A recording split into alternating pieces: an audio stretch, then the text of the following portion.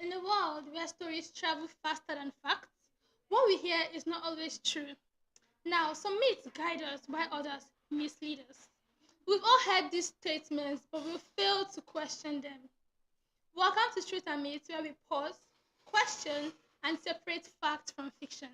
I'm your host, Jacob Amarachi, a final year mass communication student of Lincoln University.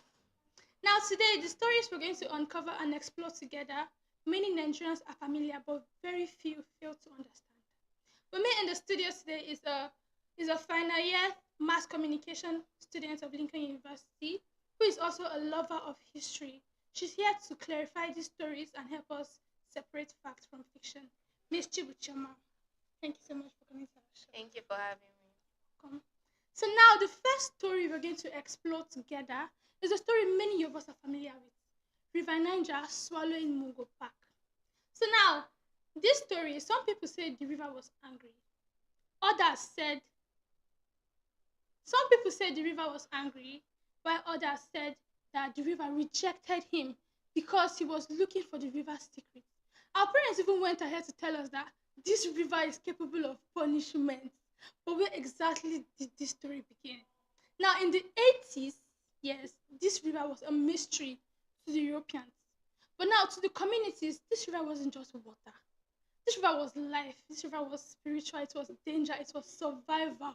But then, Mungo Park, who is a Scottish researcher, he came to the village to trace this river's course. Many people in the community didn't see him as a traveler. And unfortunately, he died and his body was never found. So that was it. That was how this story came about. Rumors started spreading that this water, this river, took him. So now I'd like to ask my guest this question. Miss Chibuchema, what actually happened to Mungo Park historically? Okay, so historically, Mungo Park drowned in the Busa Wow. River. Yes, he actually drowned in the Busa River due to the high currents of the river and local conflicts that were happening at that time.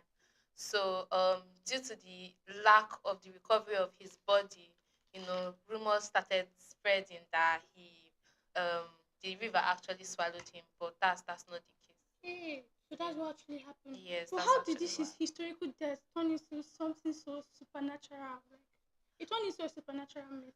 Well, it turned into a myth because rumors these days spread like wildfire. You understand? Yes. So due to the fact that this rumor spread through oral storytelling and it spread fast, everybody actually started to believe that he was Swallowed. swallowed Okay. by the river, but it was due to oral storytelling, rumors and all. So it has been clarified that this story we've all heard as children is a myth, it's a tragic history that happened, not a tale of disappearance. Now let's rest our thoughts. We'll be going on a short break, and when we come back, we'll uncover another story together.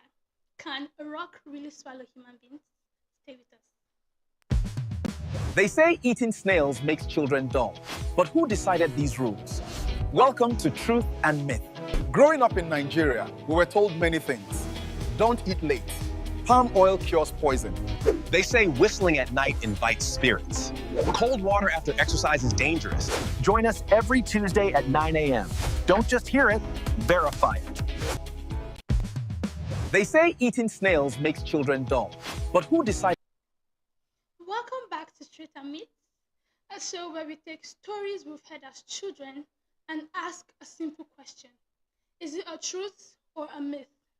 With me in the studio has been a final year mass communication student of Lincoln University, Miss Chibuchoma. Thank you. So now, this second story we're going to uncover together. Many of us know it. Now, the name of this story is Asto Rock swallowing human beings. If you've ever been, if you've ever passed Abuja or if you've ever been to Abuja, you've probably seen this Aso Rock.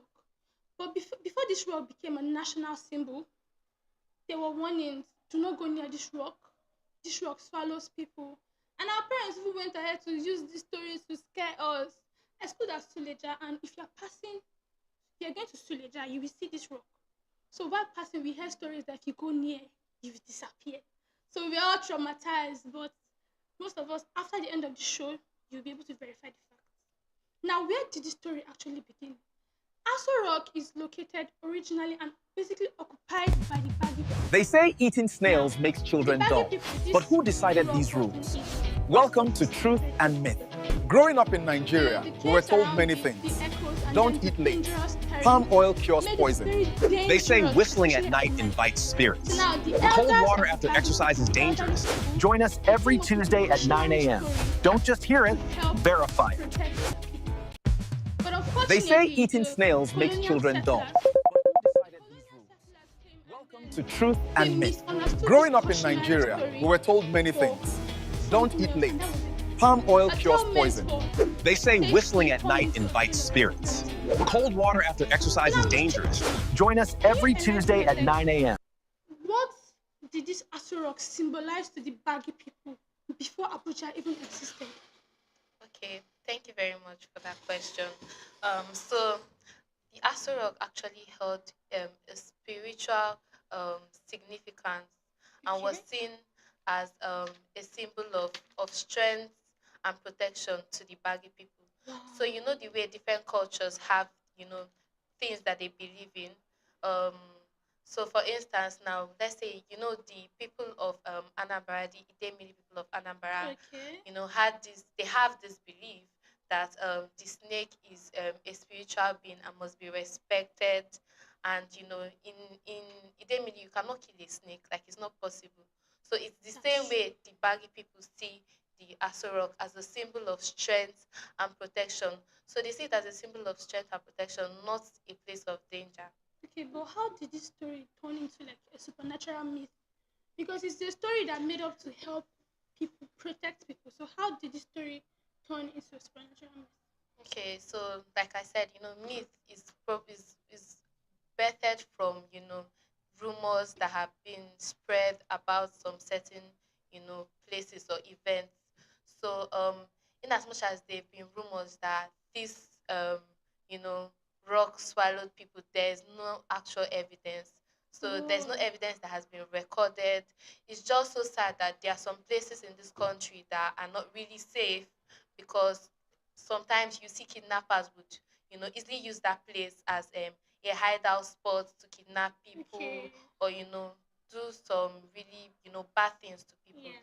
So there is no evidence that this rock has swallowed anybody. It is just as a result of rumors that have been spread.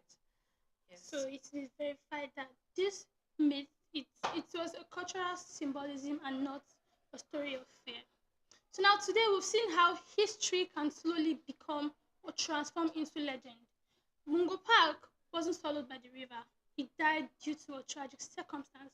And Aso Rock does not swallow people. It protected the communities using cautionary stories.